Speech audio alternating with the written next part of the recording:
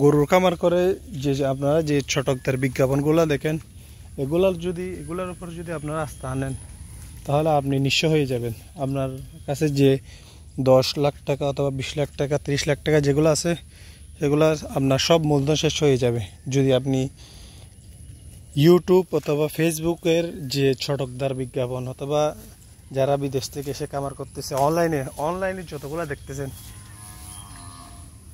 সেগুলা আপনি 100% থেকে আপনি 30% বিশ্বাস করতে পারবেন, আরগুলো বিশ্বাস করতে পারবেন না। কারণ যারা আপনাদেরকে অনলাইনে দেখাচ্ছে, এগুলা কিন্তু তাদের অনলাইনে যে পরিমাণ ইনকাম আছে, যে পরিমাণ ইনকাম, তারা সেই ইনকামটাকে ধরে রাখার জন্য গরু অথবা যে কোনো খামার লালন পালন করতেছে, অথবা গরু মুরগি এরকম, সেগুলা তারা লাখ 1.5 লাখ 2 লাখ অথবা 3 লাখ টাকা তারা ইউটিউব থেকে অথবা ফেসবুক থেকে তারা আয় করতেছে।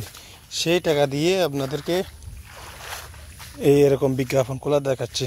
কিন্তু এগুলা না, এগুলা যদি আপনি এই ইনকামটা যদি আপনার না থাকে, ইউটিউব বলেন ফেসবুক, এই ইনকাম যদি আপনার না থাকে, আপনি কোনোদিনও গরুর খামার করে সফল হতে পারবেন না। পারবেন, একটা শর্ত আছে, সেটা হচ্ছে আপনি একটা গরুর জন্য যারা গাছ যেটা আছে, একটা গরুর জন্য কমসে কম 10 কাঠা বরাদ্দ রাখতে হবে ঘাসের জন্য, একটা গরুর জন্য 10 কাঠা।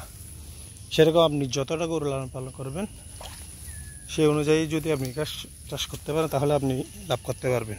আর নয়তো আপনি লস ছাড়া কিছু দেখবেন না এই জগতে।